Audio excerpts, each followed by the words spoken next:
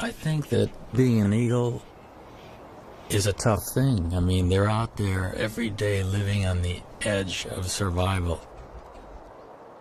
I'm Neil Redding. I'm a natural history filmmaker. I've been making wildlife documentaries for over 30 years. My big passion in life, though, has been birds of prey. The really neat thing about this is that on a day like today, you have unlimited visibility at 180 degrees. After all these years, I decided it was the time to learn more about the national bird, a bird that Americans really don't know all that much about. And so we set out to discover their secret life, how they breed, how they hunt, to depict a real predator, the chaser of ducks, a catcher of game. And what we found was in some ways incredibly mind-blowing. They will face any kind of threat with full force, and they won't hold back. Here's a couple more chasing each other down here. Look at, they're gonna come by. We're gonna get some shots.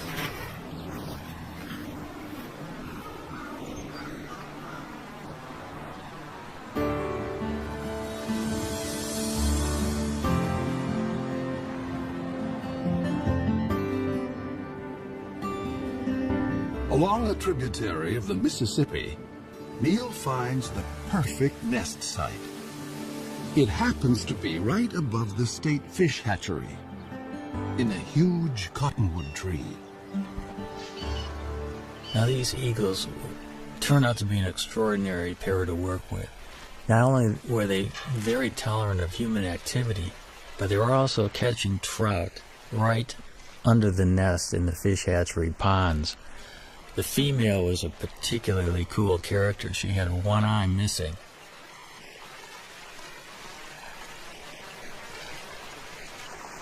Watching these birds work on the nest in the dead of winter was really something.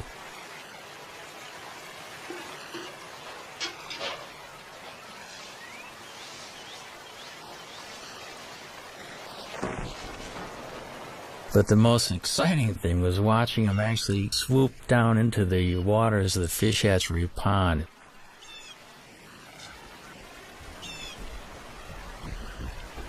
Even though the female had one eye, I was amazed at her accuracy in actually catching trout.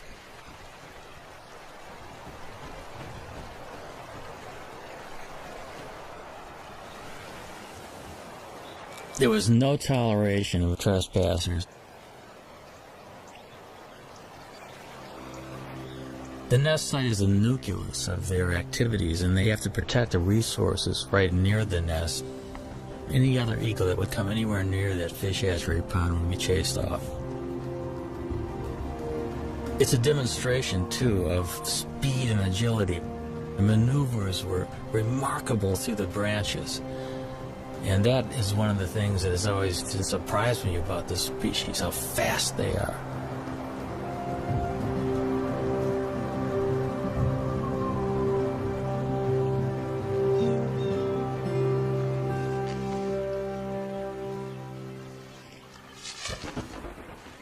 All winter, even as temperatures dip to 20 below, the pair has worked together refurbishing the nest.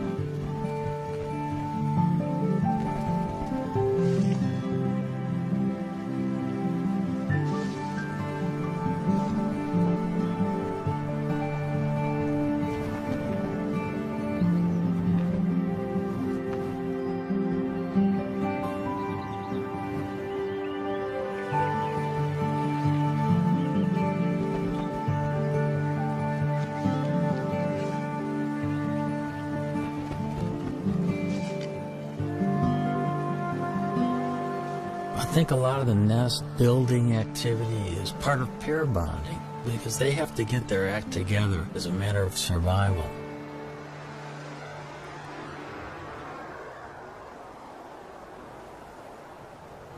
It's now the end of March, and the female settles into the nest with a telltale waggle.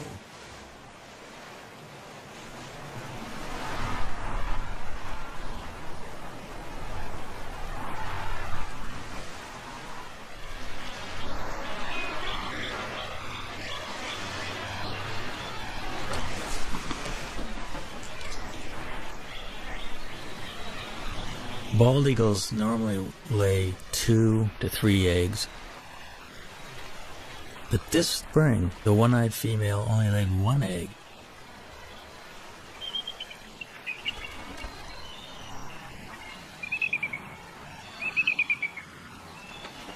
The couple begins a daily routine.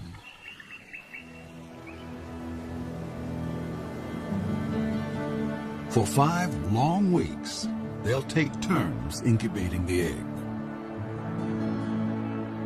As winter ebbs, the well-practiced team seems to be headed for success. But spring is a fickle season.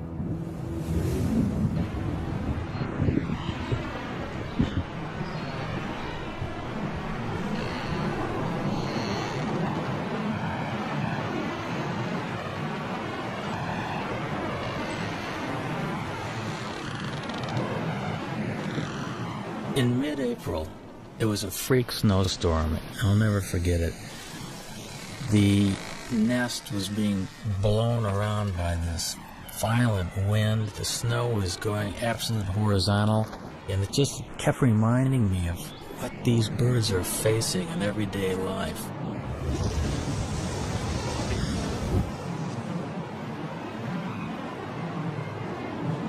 They were well into incubation, so the changing of the guard was always quick.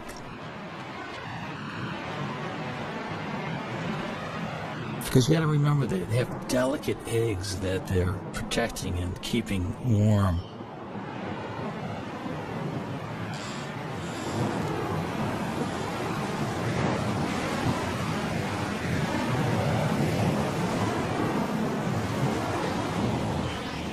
There seemed to be shifts of an hour and a half, where one eagle would sit on the egg while the other was out foraging for food.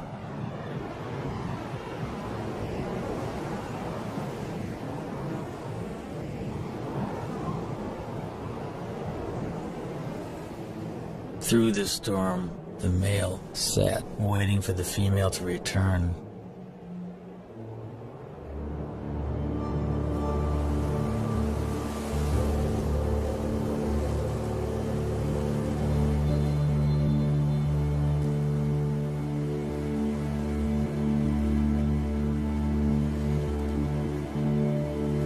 Tragically, something happened to her, we're not sure what.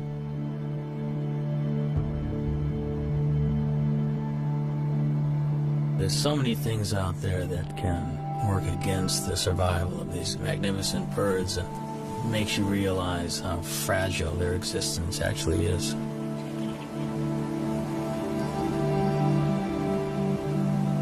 Cold and hungry, the father abandons his egg.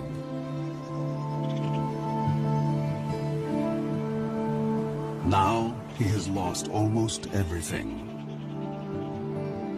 He may find another mate and start all over again. But until then, he must defend his territory alone.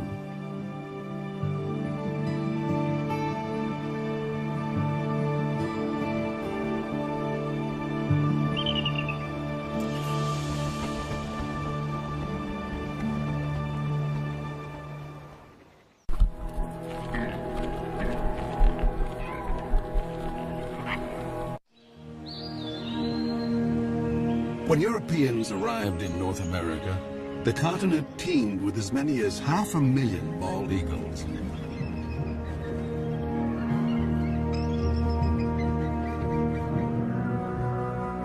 But as settlers advanced, the raptors became targets, and their nesting trees fell to the blade.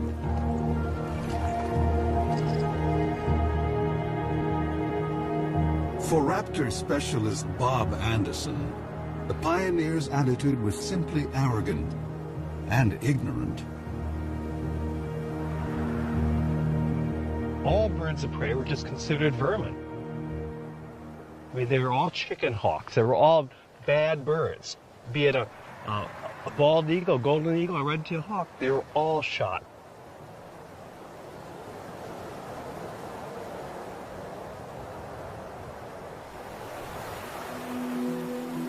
At the start of the 20th century, bald eagles were under siege across the lower 48.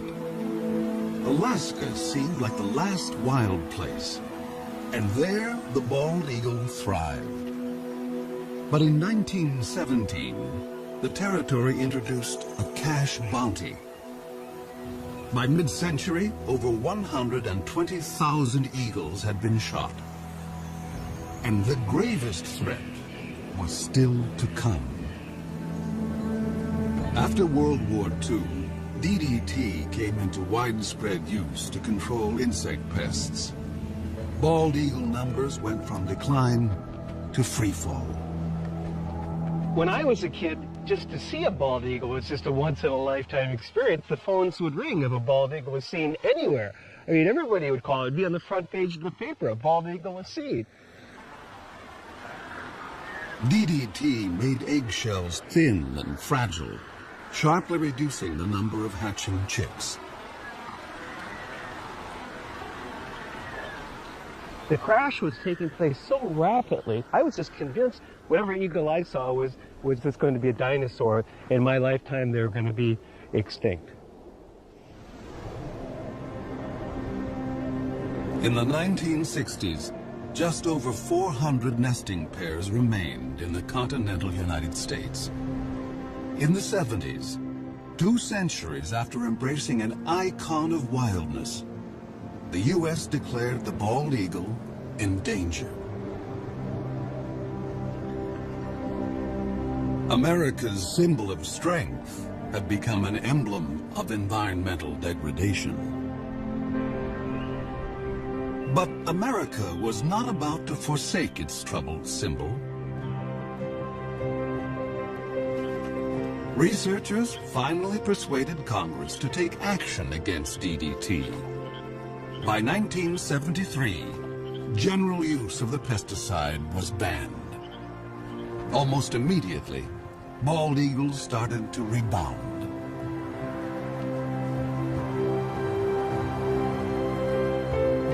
In 2007, the American eagle was removed from the endangered species list. By tapping our own better natures, we had given primal nature a second chance.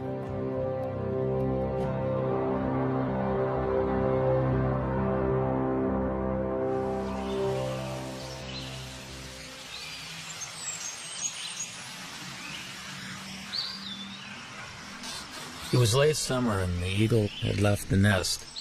It was a perfect opportunity to climb the 80 feet up and investigate.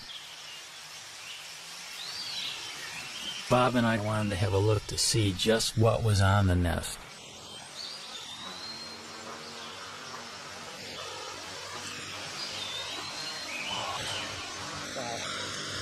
Wow, look at the food up here. Amazing. Here's a skull of some mammal, the top part of the brain of some mammal. And here we've got the remains of this is a rabbit foot. Here, you see a little bit of the femur. Bones here. And here's a feather. Dark feather, it almost looks like it might be from a crow. Possibly a duck. Bob and Neil decide to look for possible positions to put cameras. Bob is a nest cam expert. One thing that we're really hoping to install here in the next week or two are multiple cameras. You know, one on this limb, maybe one on this limb, perhaps one on the other limb, all pointing into this general area, the bowl of the nest.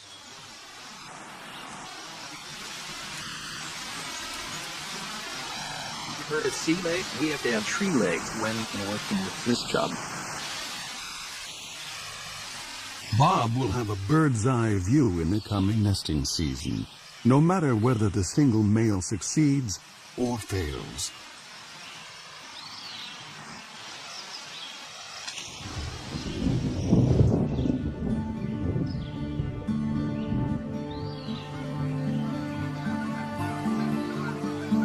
October in the upper Mississippi Valley.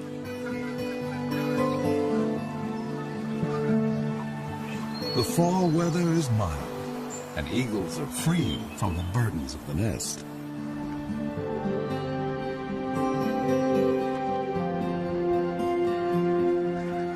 Water birds, soon to depart for warmer havens, are briefly abundant.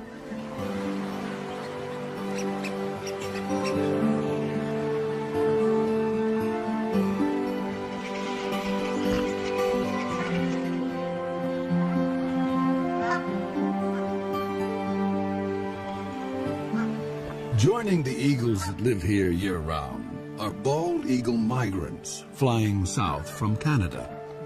Some have flown 1,400 miles to find open water. This surge of eagles now turns to hunting. Bald eagles will sometimes chase mallards, but the river offers much easier prey.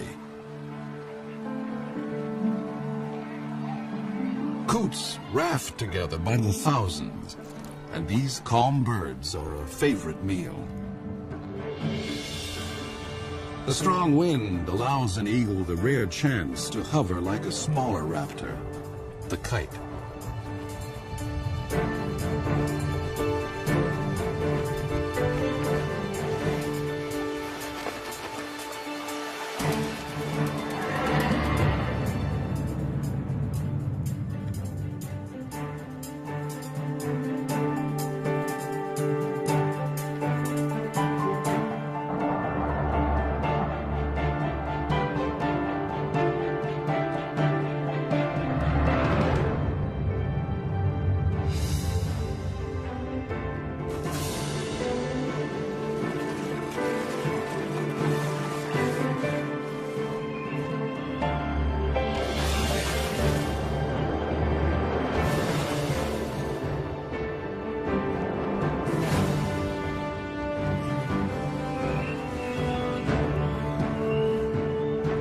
There's more than enough prey for every eagle, but thievery is in their nature.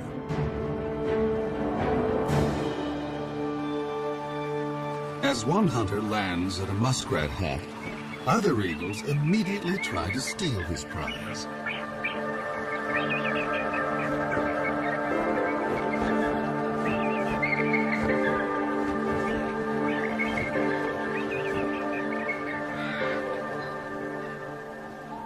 This autumn bounty is a returning glimmer of the old days. In November, when the eagles are staging on the upper Mississippi, there is one place far to the north that is almost primeval, an untouched wilderness. This is the Chilkat River in Alaska, where great runs of salmon bring eagles from as far as 1,000 miles away. The salmon have made their own epic journey in from the sea to spawn. They will die soon afterwards, but they will sustain this great gathering of eagles, as they have done each autumn for thousands of years.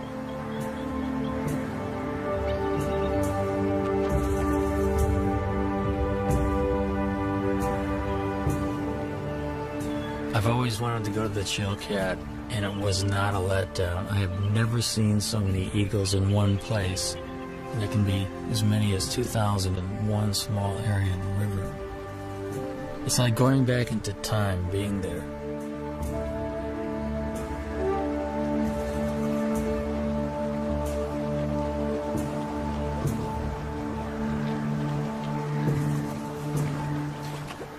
Because bald eagles do specialize often in fish, their feet are modified with tiny projections on the bottom of the toes and the pads of the feet, which actually make it easy for them to grip fish.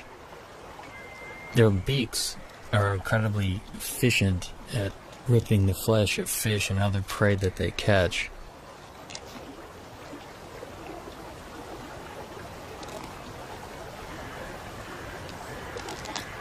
Eagles generally can go fairly long periods without eating.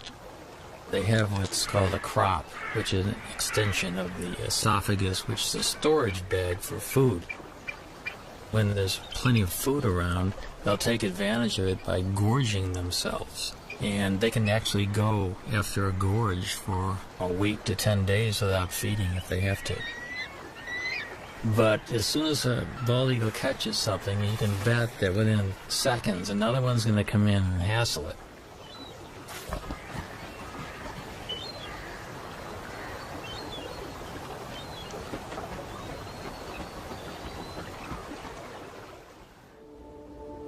Back along the Mississippi, autumn is on the wane.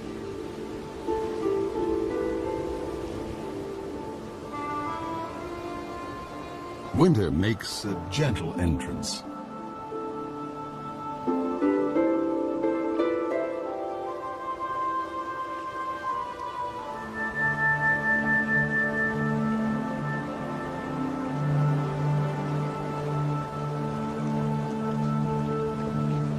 Bald eagles can now walk on the river, although some seem to prefer skating.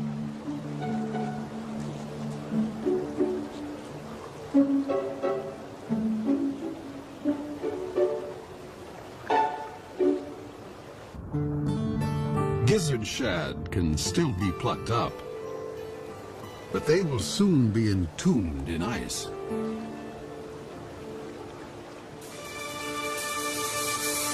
As open water freezes over, an eagle must be ever more precise.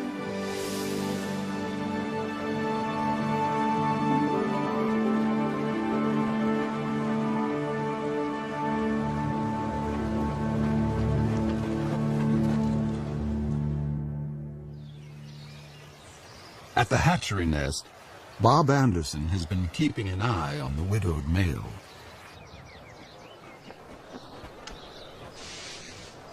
The male will always make occasional visits to the nest.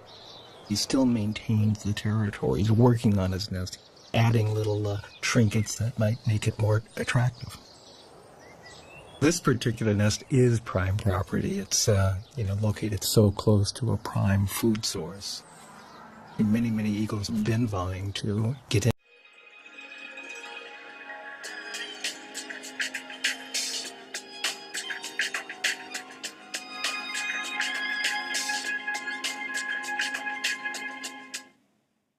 Into the territory. Now that he's alone, an approaching female would be courted.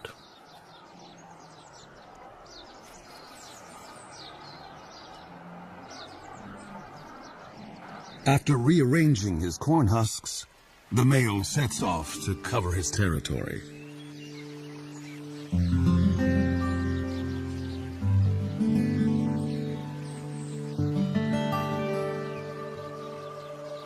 But now, another eagle buzzes the nest.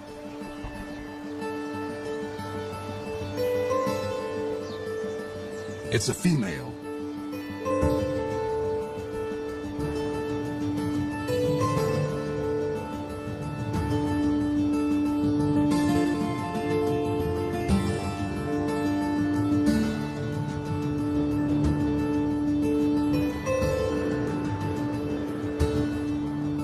An aerial duet may be a chance for the prospective couple to size up each other's condition.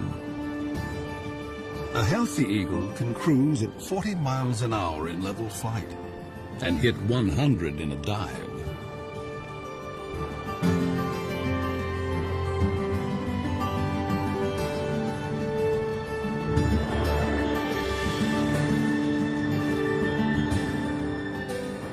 After a few minutes with their heads in the clouds, the courtship is over.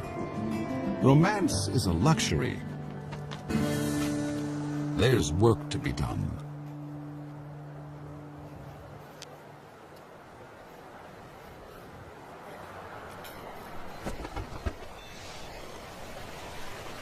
When the eagles first land together on the nest, they're a little bit apprehensive, and I think that moving around of sticks together and grass together just kind of cements the bond. It kind of creates the marriage that will only get deeper and deeper as the weeks progress.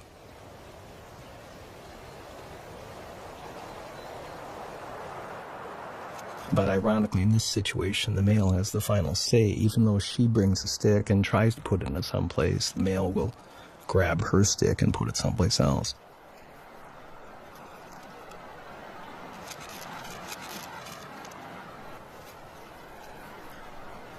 We think she's a 4-year-old. She does have speckles on her head, but you can see a little dark streak on the top of her beak.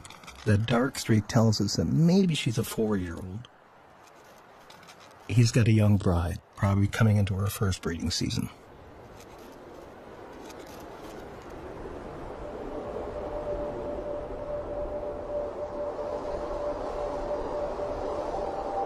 Winter drains the last warmth from the river.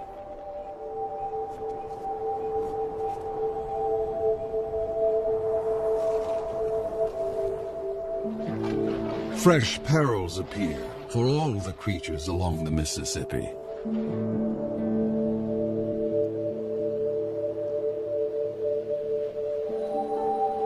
And now, the most brutal season tiptoes in.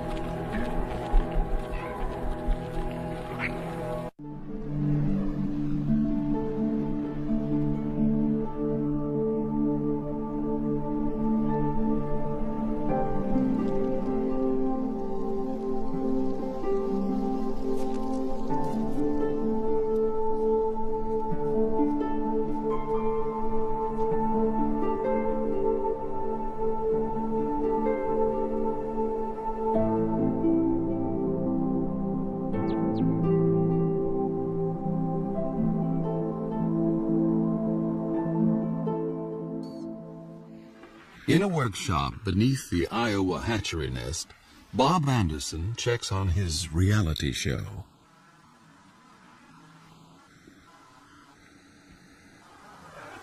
I mean, what a view. What an incredible angle of looking at the American bald eagle.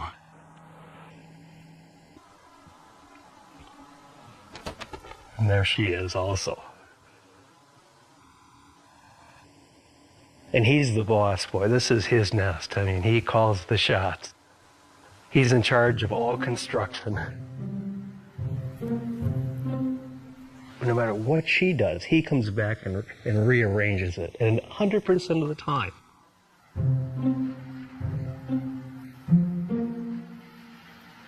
Now, she brought in a little bit of grass, and if she flies off now, he will go take that grass and put it someplace else.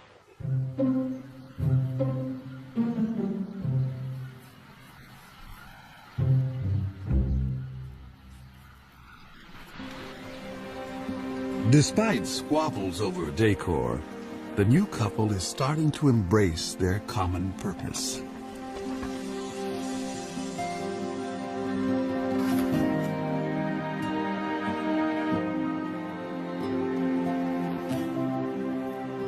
You can actually see them, they're bumping each other, they're interacting. There's no aggressiveness at all.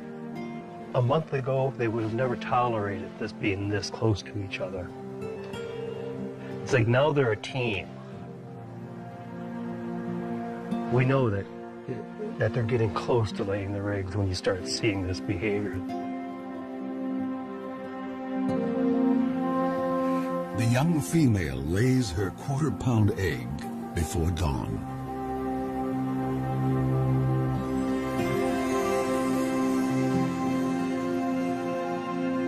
Exposed, an egg can freeze in a minute. And so the father will need to move in for his first shift.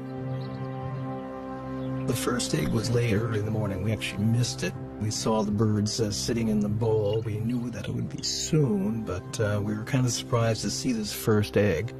But we can see him, how careful he is with his feet. His feet are balled up, and he's trying to hide his talons. He doesn't want those nails to poke a hole in that fragile egg. It's touching to watch that sensitivity that this old guy has had, with many, many eggs probably in his lifetime.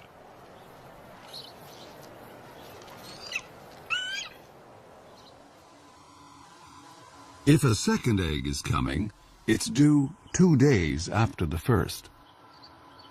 Come on, stand up.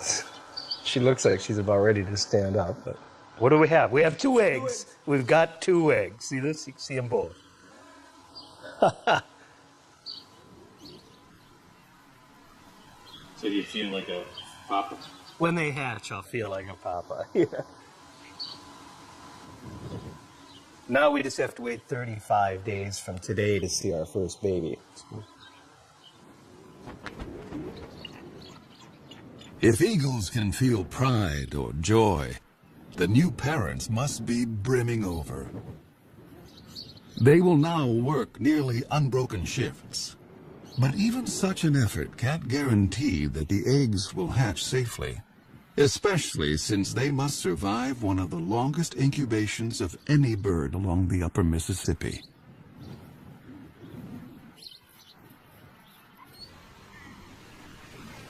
Egg thieves abound. Raccoons and crows are everywhere. So each parent is highly attuned to any sight or sound of menace.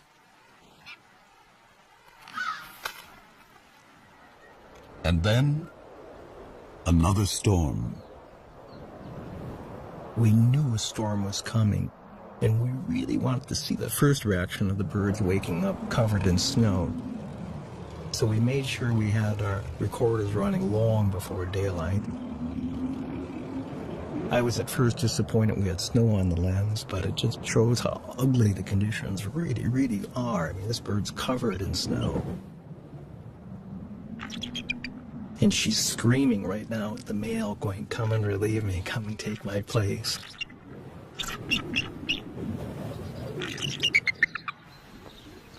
And he does.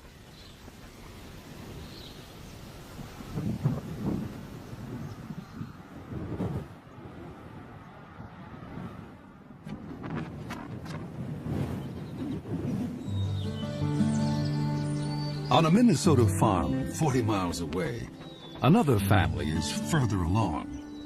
Their 2 eaglets have already hatched.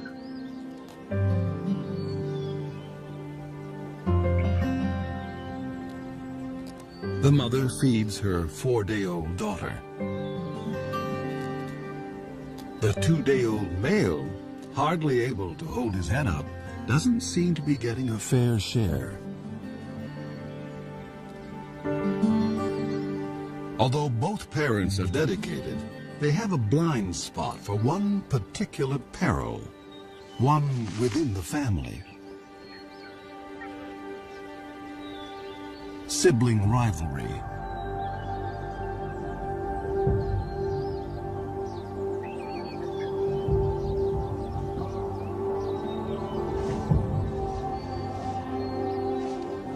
It's not unusual for the older eaglet to turn on the younger and smaller. In nature's cold calculation, why share your meals when you can eat more alone?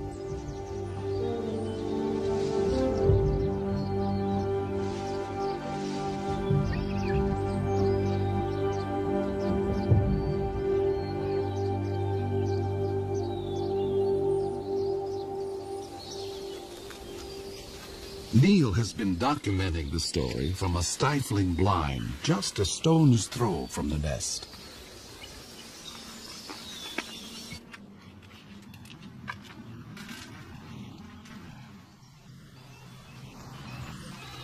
The dynamics of this whole syndrome is that the chick that's beat up becomes weaker and weaker, cowers.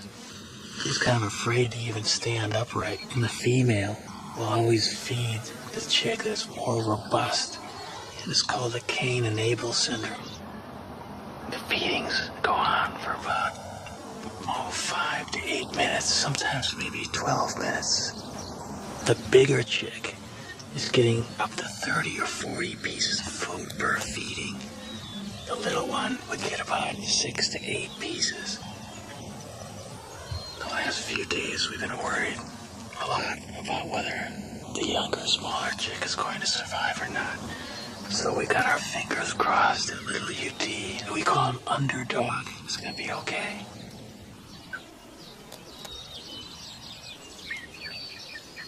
The battle will resolve, one way or another, and soon.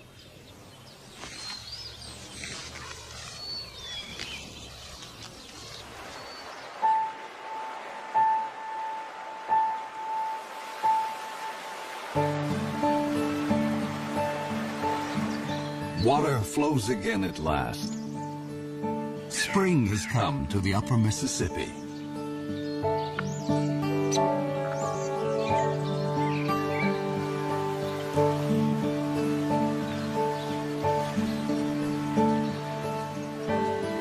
Things are looking up for all of the creatures along the river.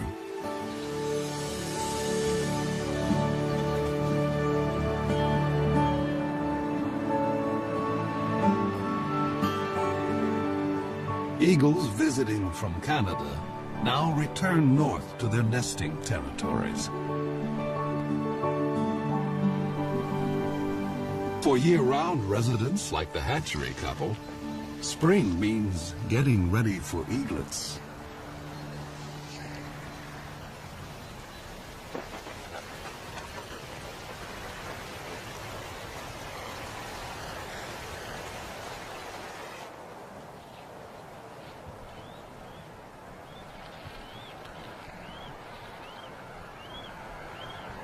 The first babies hatch now, and you can see how kind of inept and clumsy this young bird is.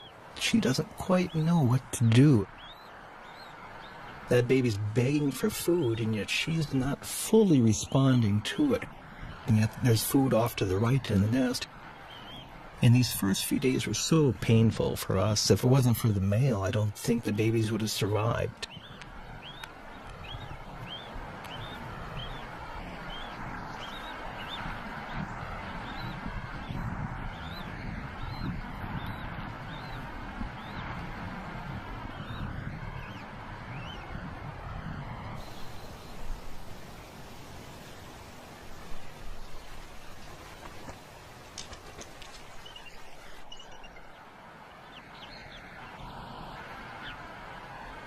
The eaglet is too exhausted to beg.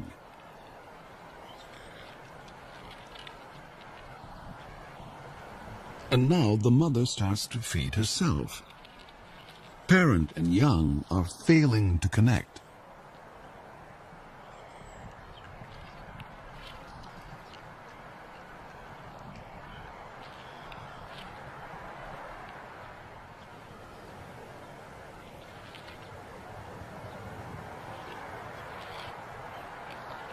Suddenly, the mother focuses on her chick, as if seeing it for the first time.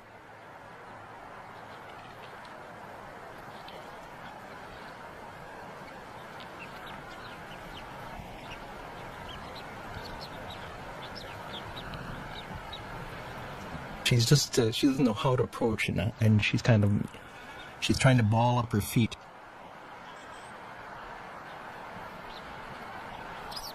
She just stepped on the baby there. It's a lot different than a hard egg.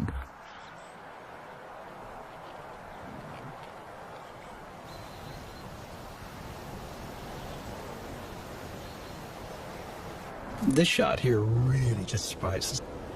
She had her tail facing into the wind.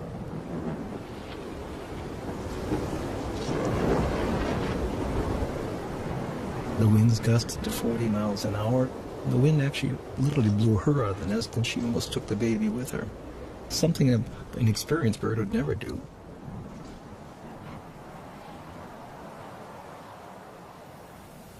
It's been a trying day, and the stakes are only going up.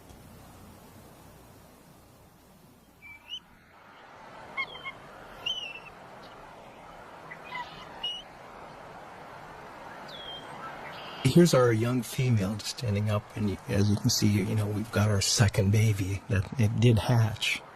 And again, you can see that she's getting a little bit better with her feet. Already there's been a little bit of learning, I guess, that's taking place. And now the old man will come in, the guy that's so proven. That's him on the right. She's stepping off now.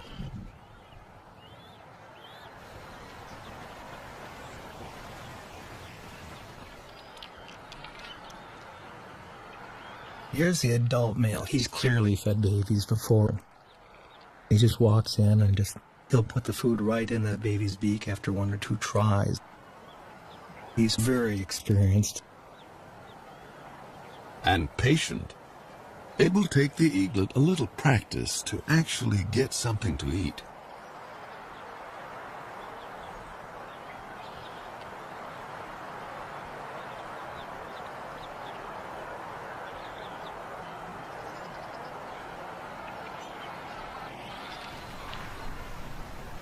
At least in this nest, there's no sign of sibling rivalry.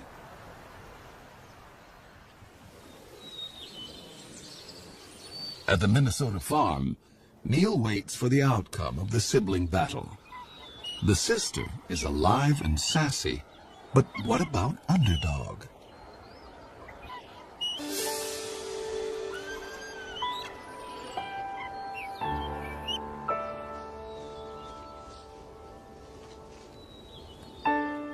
Finally, I could see that Underdog was competing. He was actually getting food offered by the female and gaining strength. Today he does look better. I think little Underdog might have a chance.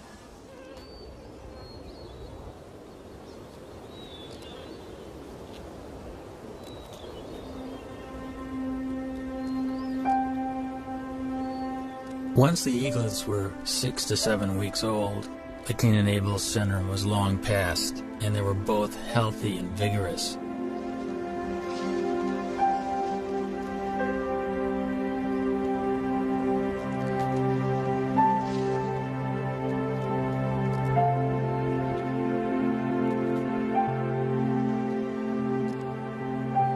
Each day these little guys will eat the equivalent of about a half a pound to a pound of fish. The demand on the parents is increasing, and they'll probably bring 4 or 5 kills to the nest during the course of a day. Sometimes their prey is killed for them.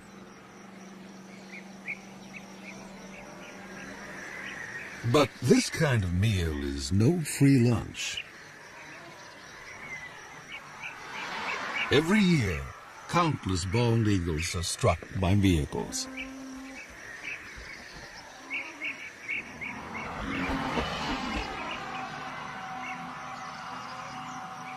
Losing either parent may hurt the young eagle's chances of fledging.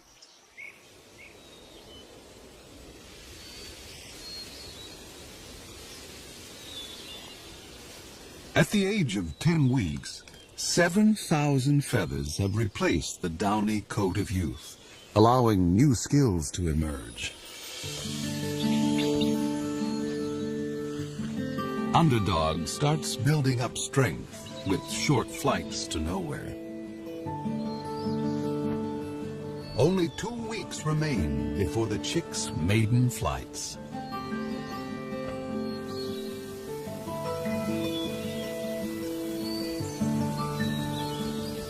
Summer along the Mississippi seems like a carefree season, but new challenges lie ahead.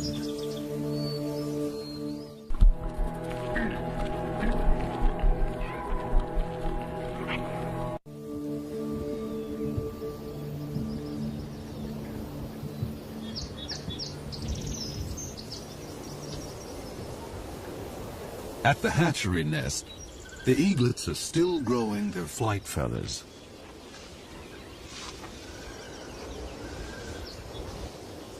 Underdog and his sister are closer to independence, and no one declares independence without taking risks. This nest is about 60 feet off the ground, Both eaglets are jumping up and down on wing exercising and getting ready to make that first jump off the nest, the first journey into the sky.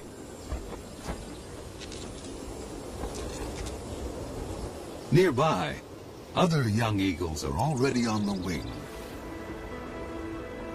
It must feel really wonderful to have your first flight underway and feel the wind rushing by.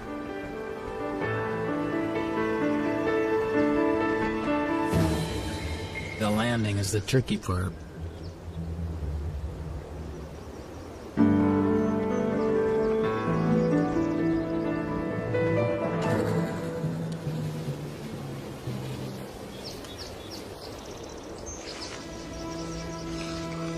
Underdog tests his engines at full power.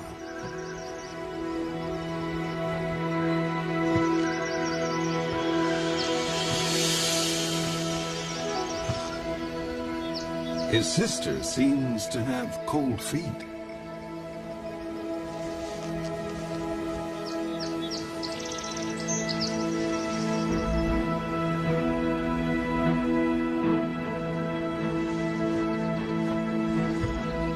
The wind picks up, and Underdog leans into it.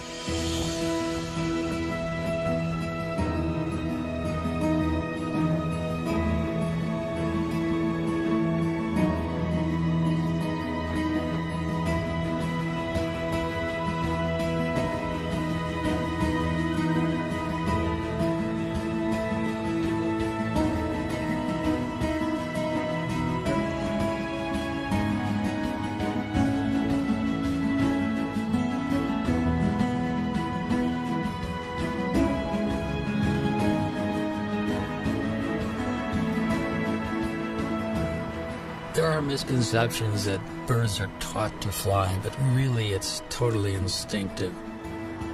They do chase their parents around, however, possibly to steal fish, and also because they're bald eagles, they're social.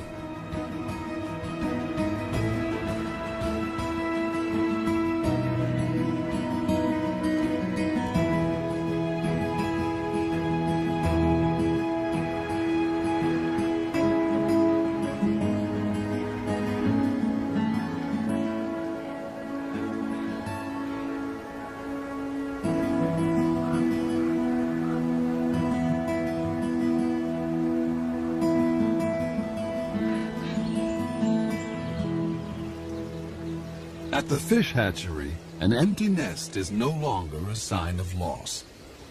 It is a sign of two successful fledglings who will soon join a hunting free-for-all.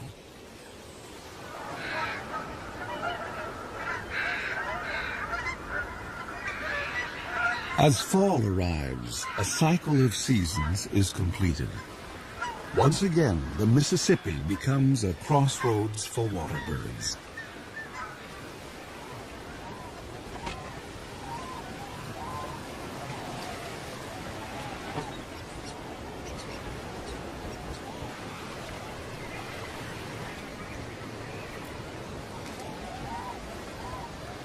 For this year's fledgling eagles, the time has come for the next big test.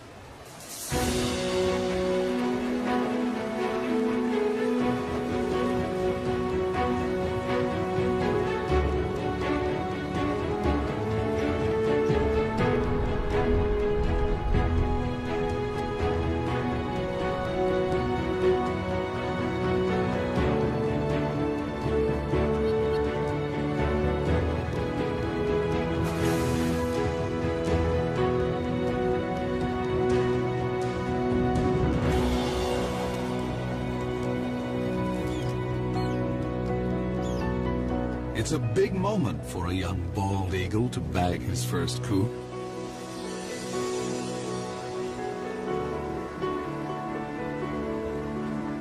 The bald eagle's a survivor.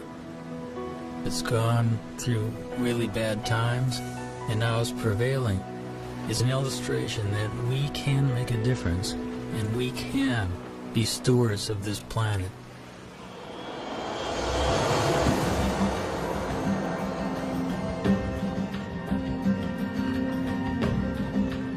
With food so plentiful, bald eagles, young and old, switch from hunting to something more like rugby.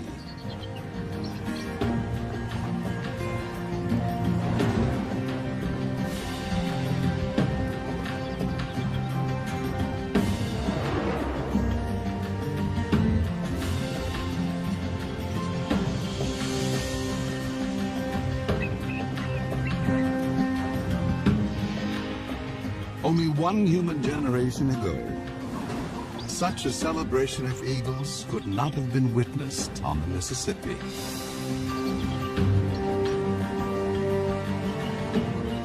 I think the story of the American eagle is a great parallel to the triumphs and tribulations of our country. And if we look at the eagle as a role model, I think these birds are kind of living a struggle for existence and freedom just like our country, and I can't think of a better national symbol than the bald eagle.